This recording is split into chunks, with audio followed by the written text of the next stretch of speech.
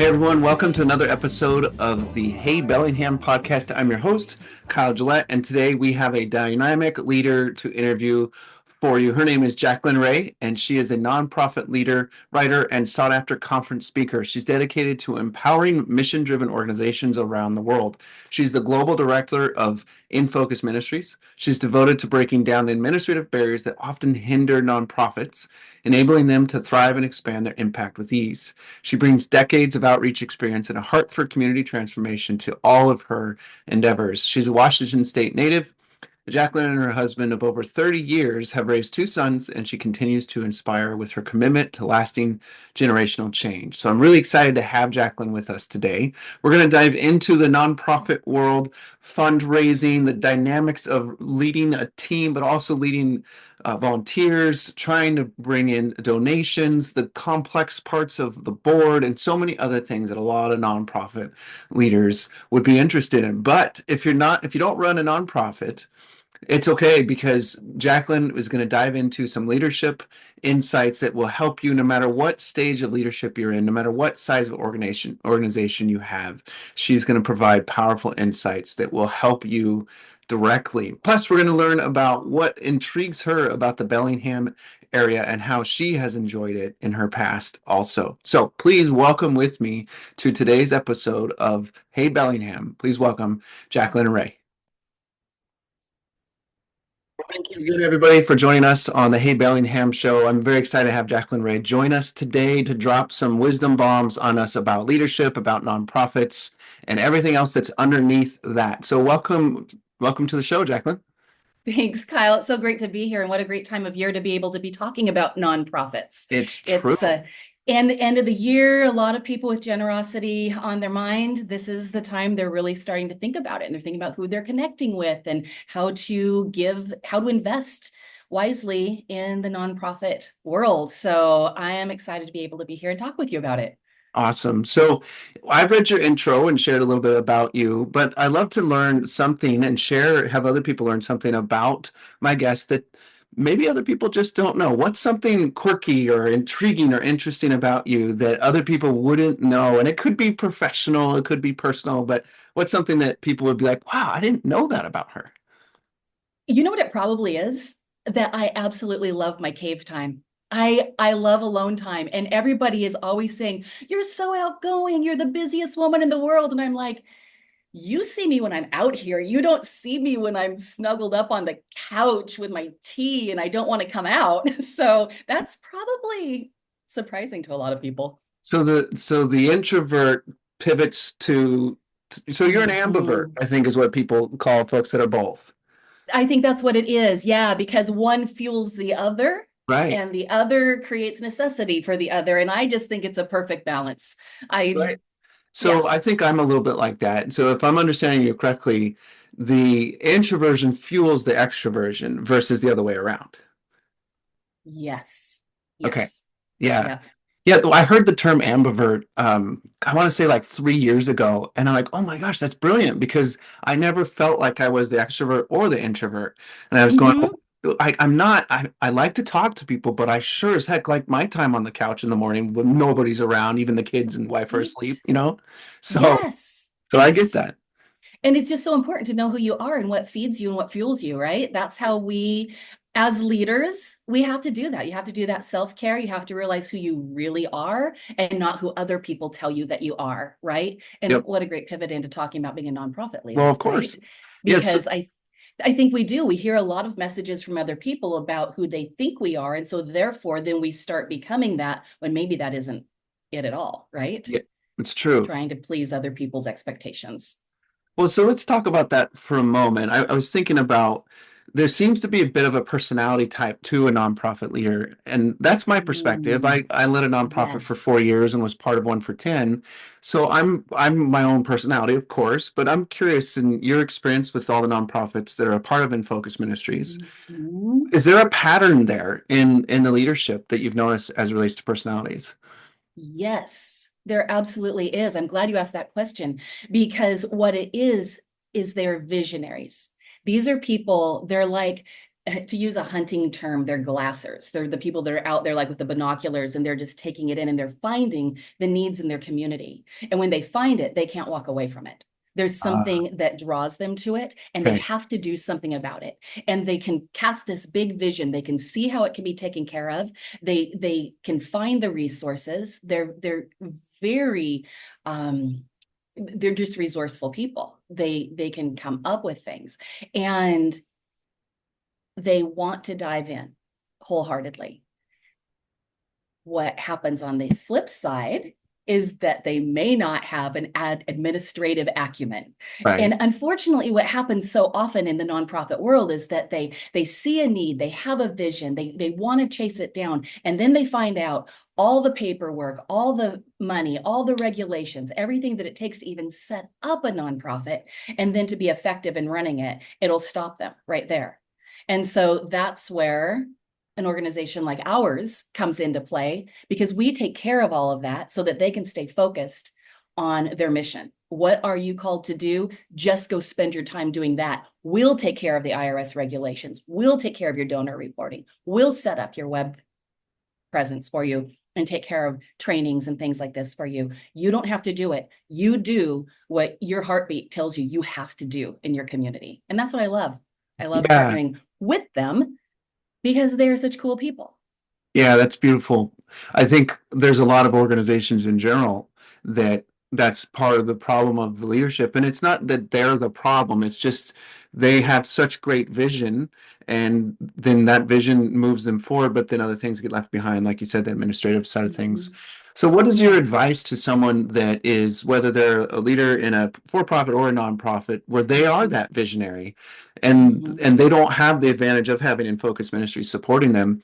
Mhm. How do they shore that up? What's the Okay, approach? good. Okay, get that vision down on paper Mm, and approach it like the business that it is. Sometimes I think people get the idea of, well, it's a nonprofit, so it can be all loosey-goosey. Absolutely not.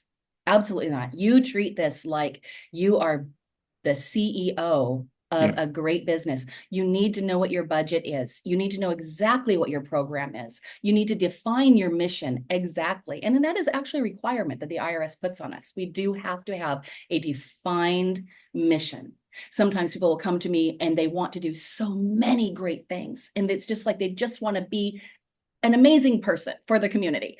And it's like, okay, but we got to focus this mission. We have to know exactly what you're doing so we can tell your donors, so that we can build a budget around it, and so that we can have measurable success.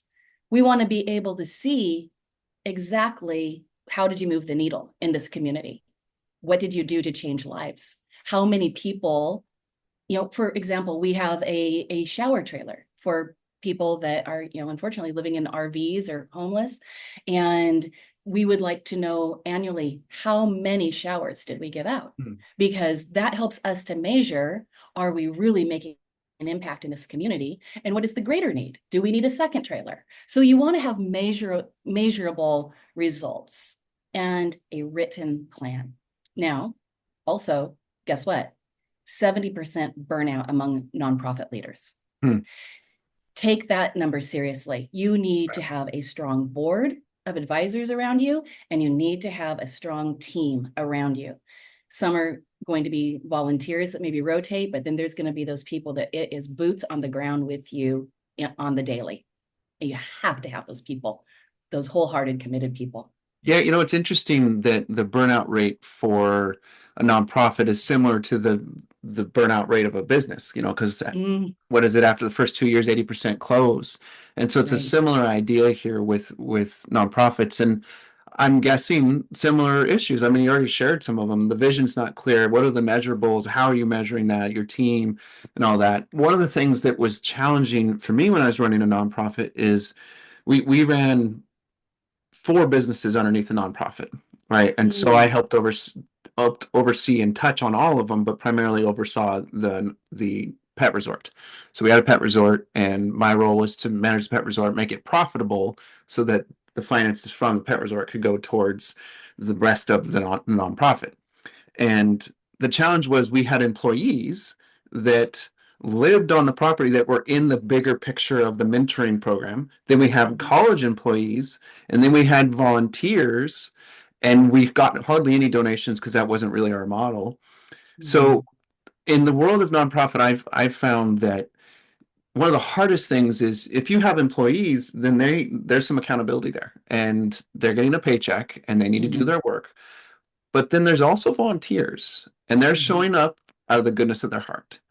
So if Right. you're this visionary, and maybe you do have at least some of your systems down a little bit, but now you got to manage volunteers too. Mhm. What is your input on how to help directors? Not only they've got employees they're taking care of and managing, but what about the volunteers? How do we get them motivated and pressing Okay. forward and being consistent?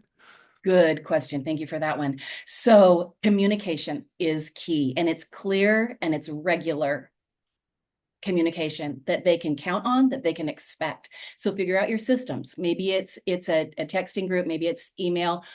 Good old fashioned telephone, a number one communication tip I can give anybody these days. Pick up the phone and call. Yep. I mean, it could be a 30-second phone call and we spend a half an hour texting back and forth. Yeah, So true. for clarity, pick up the phone and call them. And then make things clear. In many, many ways, treat your volunteers like an employee in that they can have written expectations. They can know exactly what you need from them and when you need it, and have checks and balance. So you check in and you know that it got done. If they can't do it, then there has to be a system so that they can report and say, I'm not going to be able to do it. So I'm going to be responsible for maybe tapping somebody else in to do it. It's going to be different by the needs of the different organizations. But I think that that is really critical. Now, the other thing is volunteer appreciation.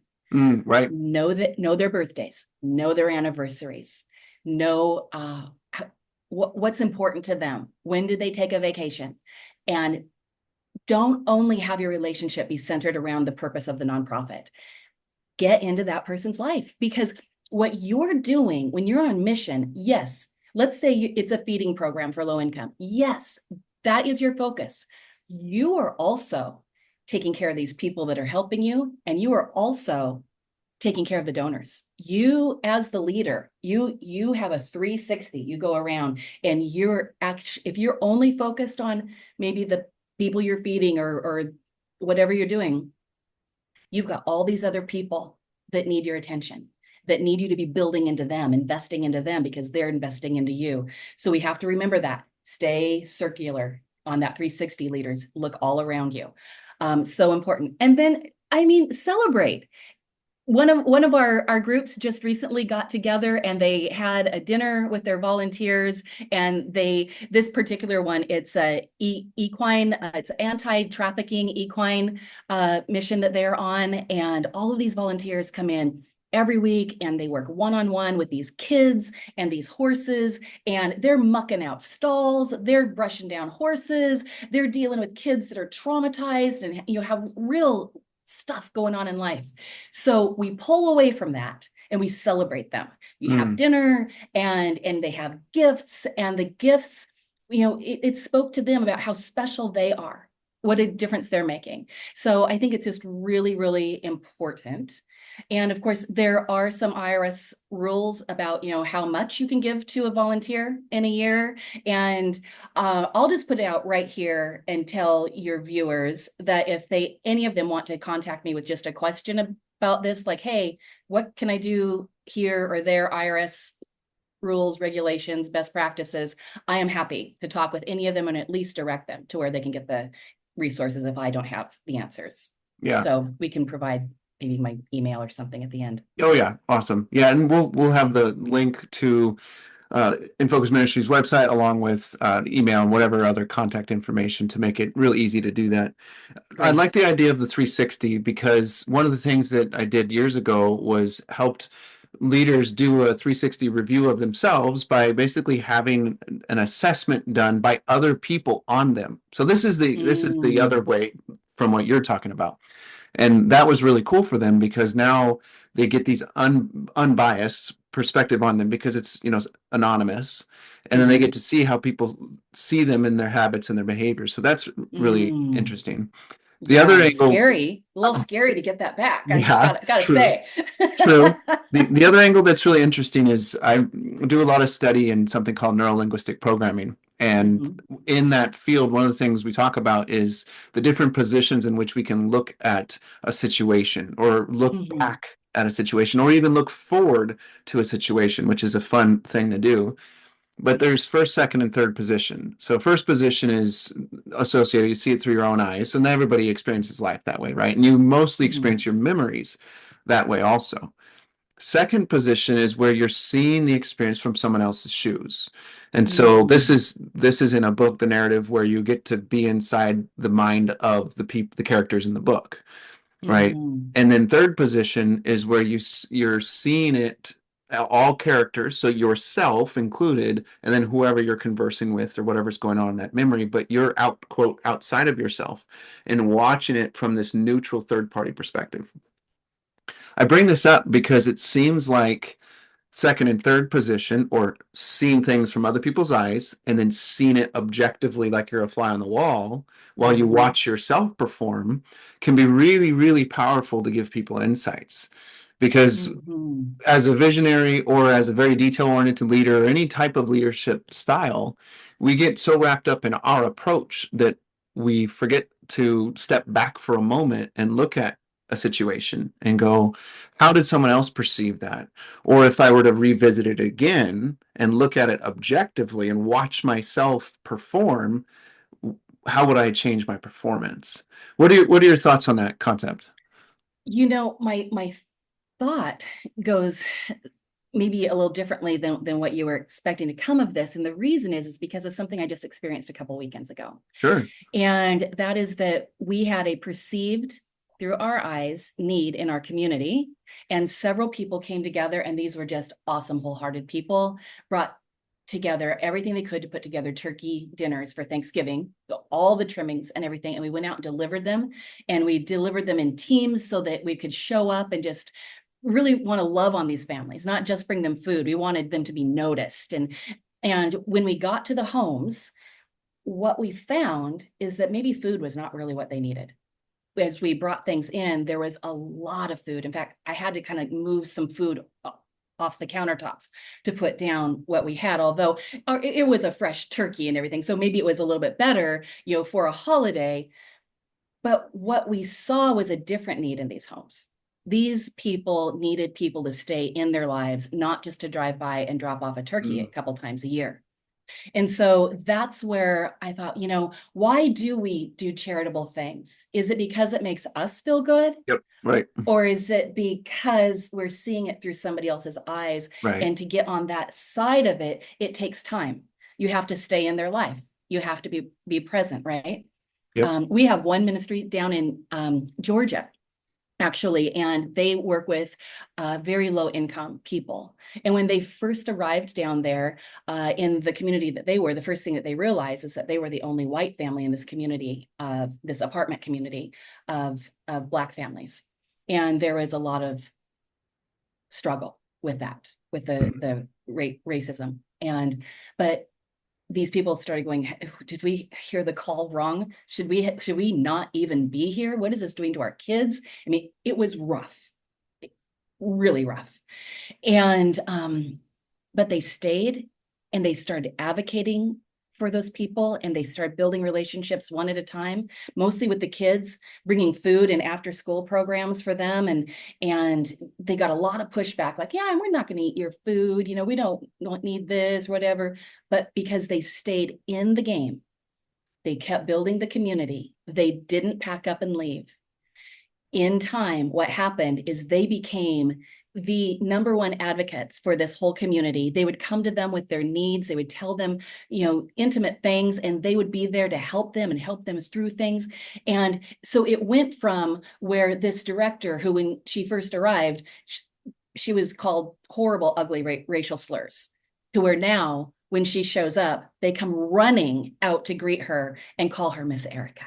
She's our Miss Erica, because she stayed. And she got to know what their real needs were, not their perceived needs that sometimes we see. You got to get in it Yep. and be willing to get dirty sometimes, right? Roll up your sleeves. Yeah, and I think that's a big part of the 360 you're talking about is doing that with Mhm, your volunteers, doing that with your donors, doing that with the people you're serving, and putting all the work into doing that. And I think that underneath that is obviously a character quality of just being consistent, very consistent and yes. very persistent. So Mhm, when you think about the character traits or the qualities that are needed for leadership in this type of a context where you're mhm, leading in a nonprofit and serving people and sometimes serving some really heavy needs like you've shared about mhm. that situation or people that have been abused and trafficked, what are the qualities that you think are needed for these leaders so they can find success, and then secondly, how do they build into those qualities? Mhm. So you need to be a compassionate person. And Hmm. there's actually a term you've probably heard today called compassion fatigue. It's when Sure. people that work in like medical nurses will get this. Yep. People in nonprofits will get it because you have just been working with people and helping and helping and helping. And sometimes, you help them and it doesn't change their life and whatever, and you can get compassion fatigue. And so you need to find a way to re-energize that in your life and take your judgment off the table. We can't, we're there to give a hand up, and we don't know sometimes why they got where they are. And maybe we don't want to, just keep going back and giving hand out. But if we can help them take one step closer to a better tomorrow, help that next generation take one step better, well, then we did something. And tenacity, you've got to be tenacious. You've got to be tenacious about stepping up to whatever the need is, whatever the call is, and be resourceful and be willing to step in front of people and ask for things, ask for help with things. There are so many generous people who would just love to help, but they just don't know Right. where. Yep. And so if you network yourself and you get to knowing lots and lots of people, you're going to find those places. And when you can call up a friend and say, hey, this is what the deal is. We're putting up this shelter for this family. And I know you have a backhoe. Could you come? Whatever it is. And then you have people. This has been one shortcoming that I have found with a few people that have come to me. They want to start a nonprofit. They want to do these things. I'm like, okay, tell me about your circles. Do you have a church? Do you go to networking luncheons? Do you, on and on and on? And if they're like, no, we're kind of homebodies, we really don't have any of that. Like, you're really not in a good position to start a nonprofit. You really have got to have that leverage of the people leverage around you. Yeah. We started with introversion, extroversion, and we talked about visionary leaders, and now we're talking about Right. compassion, tenacity, and resourcefulness. And if Mhm. you break this down and we're real honest about what a nonprofit leader is, they're an entrepreneur that has a cause that's really big. And a lot of entrepreneurs also have a Yes. cause that's really big. So there's a ton of crossover. And the organization that Tons. I work in, we have a very big cause as well. Our purpose is huge, to eradicate the causes of Mhm. poverty and injustice. And so that's a Yeah. big thing. And it's Yeah. it's virtually impossible to achieve, but it doesn't mean you don't strive for it. And Right. when you said compassion fatigue, it for me, I I recently went through this change physiologically where Mhm. I started to experience a lot of body pain again. 3 years ago, I was Mm. miraculously healed from this body pain that I had allergies to 3 different foods, 4 different food, whatever, a lot of stuff. I could Yeah. eat like rice and chicken. It was terrible. Yeah. But anyway, I was healed from it, and then it came back. And I was Yeah. talking to this lady that originally helped me with it, and she was speaking of it differently, but it's the same, it's just different vernacular. And it's just that I've been serving people in various capacities in my different roles for the last 20 years. Mhm. And a lot of it has been an empathy thing where I'm Mhm. being very empathetic and taking on the trauma that they've experienced because a Oh, lot yeah. of my experience had to do with the trauma. And then with business owners, taking on the stress that they've experienced. And I just want to Mhm. help and serve them. But what I Mhm. haven't done is protect myself from taking it on because I'm not there to solve it for them. I'm there to support them through it. Mhm. And I think that this is probably a strong pattern, and I love your perspective on what Mhm. nonprofit directors and maybe other folks in nonprofits experience. They just take on really the pain or the trauma or Mhm. the drama or whatever of the people they're trying to serve, and then their health declines because of that. And it shows up in various ways, but their health declines. Is that true? And what are your suggestions on how to let it go so that these nonprofit leaders that have great visions and desires don't burn out? Right. Yes. So true. Boundaries. You have to make boundaries. You have to leave work. And oftentimes it's hard because where you work on your nonprofit might be at your kitchen table. And so therefore, when do you leave work? Right. You have to leave work. You have to do it. You have to go invest in yourself, in your family, your people. If your kids are only ever seeing the back of your head because all you're doing is answering emails for your nonprofit, who are you being for them? Right? Yeah. Again, spin that chair around. Who's all around you? And so you have to make space for yourself and your personal needs so that you don't hit burnout, so that you are good for this for the long haul. Yeah, that's awesome. So part of that is what you guys do, right? Helping them to create that space. So can you share with us, you briefly shared at the beginning, but if you could share again a synopsis of what is, I wanted to say the acronym, I always screw up the acronym, IFM, IFM, Ministries.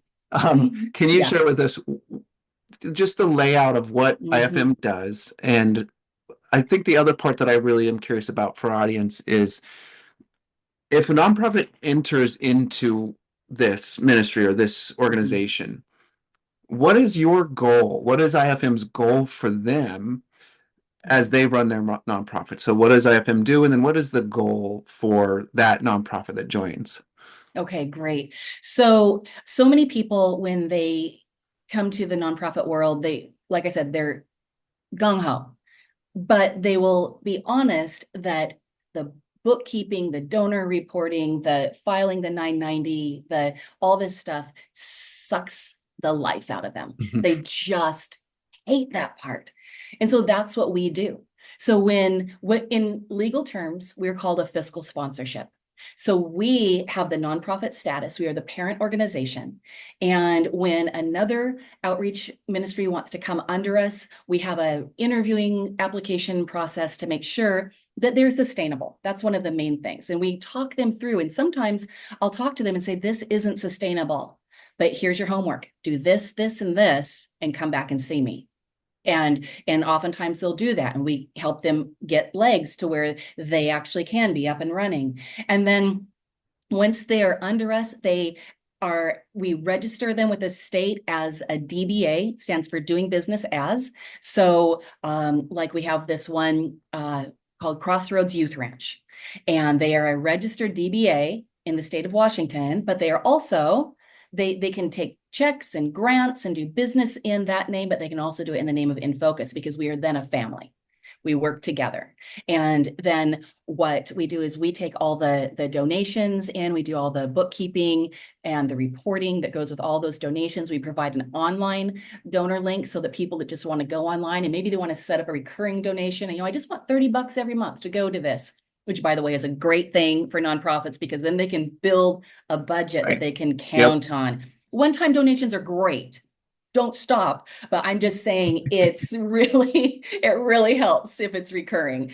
And so we take care of just all of that. But also we set up their online presence. They get a web page inside of our website. They have that donor portal. They get to use this software. It's called Applos. And so they get to go in and they can look and see all of their donations and who it came from and all their ins and outs, just like you look at your bank statement. So they get real-time feedback. And, we coach them through things like, hey, you got to send those thank you letters to your donors and be in touch with them and do celebrations around them as well. And so we just really coach them through the best practices and regulations of the nonprofit world, but they are in charge of the daily work. We don't get caught in that unless it's a regulatory issue, because we know that they came to this work because they were called to it and they have the ability to do it. So did I answer your question completely? Yeah, there's a second one, but we're gonna interrupt and then go back. So that my thought is, I hear that and I'm like, that's exciting, that's great, and I think there's other people that be thinking the same. What difference is it making for people? Yeah, yeah, I understand it's going to help on the mechanics and all that, but for the leader, what do you think is the difference? And do you have any stories of the difference that it's made for them as it relates to them as a person themselves? Mhm. Yeah. One thing I always say is no outreach ministry director should be an island, meaning you shouldn't be out there trying to do this on your own. So you immediately have a team around you. You have a family around you. You have multiple resources. My board of directors, they are, uh, s- their experience is very vast. Their resources are very vast. And we bring this to the table around all of them. Their needs are so different.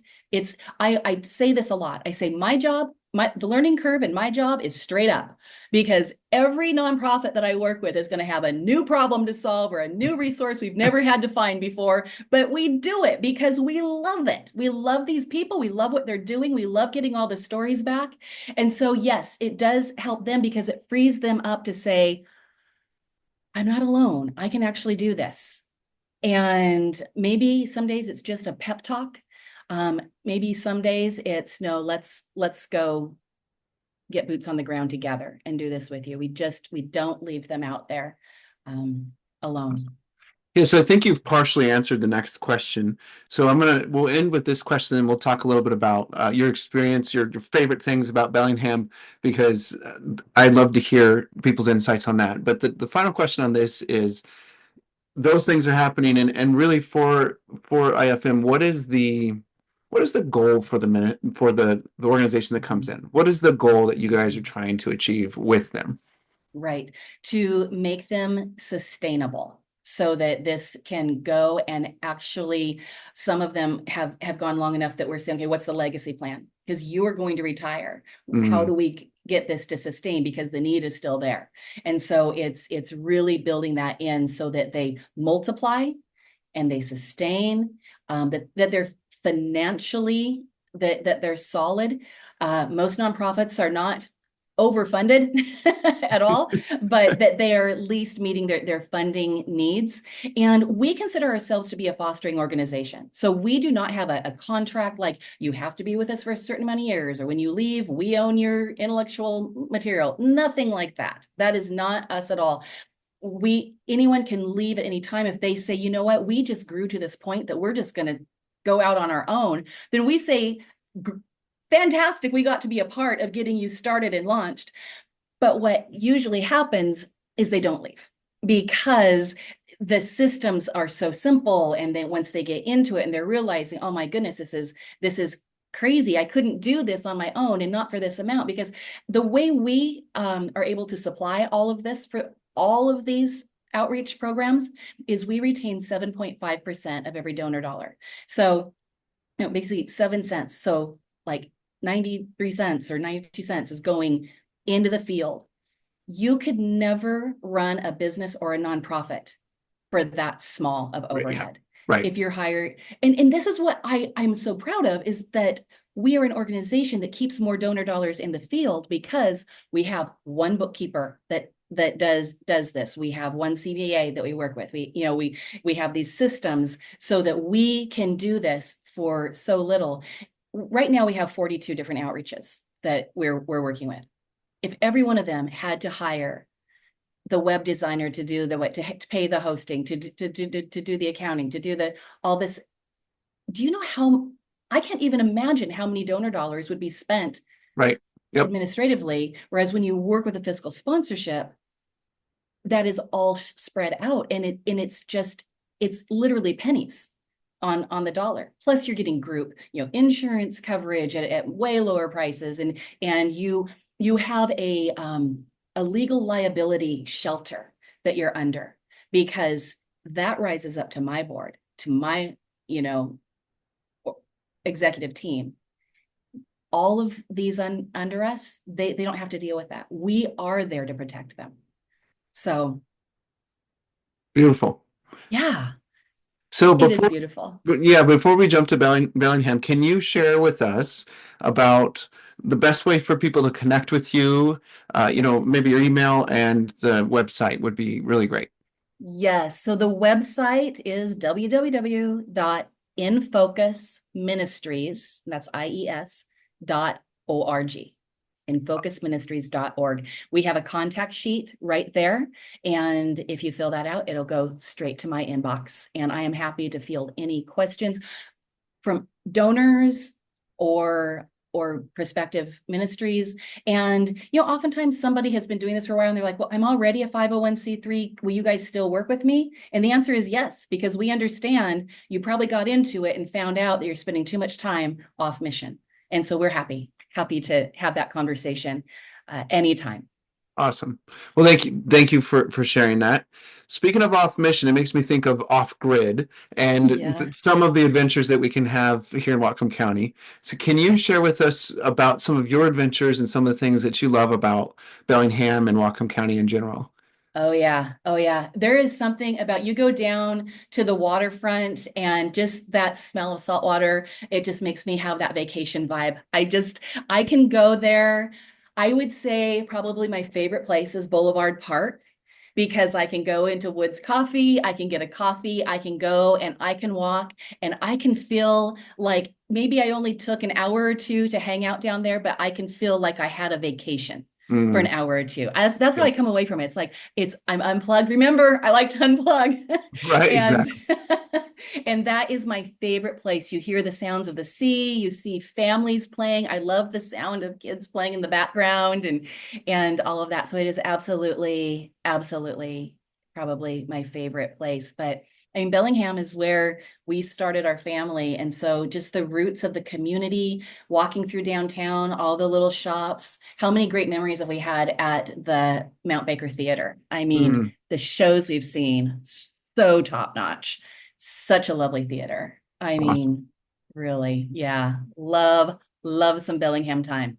You make me think about Taylor Dock for a moment there. Walk down that walkway and you get all the way to Taylor Dock. And um, a couple months ago, this wasn't recent, but a couple months ago, one of the guys on this show, his name's Andrew Shelton. He's a realtor and he works at an office that's close to Taylor Dock. So we walked to it and then we just jumped off of it, did flips and dives and stuff like that. So that Oh was a my lot that gosh. was a lot of fun jumping off of that walkway up there off the pier. So Yes, I need that to do it is again so with him. awesome. But Do you ever see people out there and they're kiteboarding? They're like on a surfboard, but they have this huge kite and I they're think riding the waves. That's amazing. I want to do that. It looks amazing to me. you should go for it. Why not, right? Well, My friend Kyle Gillette's going to hold me to that one. then we'll do a little exchange here because I want to jump out of an airplane because I use it as an illustration all the time when I talk about the difference between commitment and decision. And Hmm. you can decide to jump out of an airplane and then at the last minute undecide. But once you jump out, you are committed. You You are can't go back committed. in. And this is what we need to do with our goals and things we want to achieve in life. But anyway, Yeah. thank you so much, Jacqueline, for being on today's show. I want to do a brief Mhm. synopsis for the audience. We talked about a lot of things, nonprofit and leadership, and a couple things that really jumped out to me from the show is the qualities and attributes of nonprofit leaders and how they are visionary and they're being stretched and pulled in so many different directions. And so they really need to be dynamic in the way that they lead. And whether they're introvert or extrovert, we don't know, but they need to be able to recover and have compassion for themselves along with those that they're serving. And then be tenacious in it, being tenacious in their Yes. vision, but also tenacious in running their nonprofit, be resourceful Yes. and make sure they're good about their boundaries. And Hmm. honestly, when you boil it all down, this is a lot of what an entrepreneur needs to be. And I think sometimes nonprofit leaders sell themselves short a little bit on who they are as a leader. And they forget Mm. that, I'm an entrepreneur in this endeavor and it's a big Hmm. deal and it's not easy work. So from Hey Bellingham to the listeners out there, and especially to the nonprofit leaders, we want to thank you for the hard work that you're doing. And I'm sure Jacqueline would also mirror that comment as well. You guys are Hmm. amazing leaders in the community, and you're making differences that often aren't seen. So be tenacious, stick with it, continue. We appreciate it. And Jacqueline, we appreciate you being on the show. Thank you so much. Any last comments before we go? Oh, no, that was great, Kyle. I sure appreciate you having me on. And hey, let's do a deep dive into one of these topics again sometime. Perfect. Sounds good. Thank you All again. right. You bet. Thank you.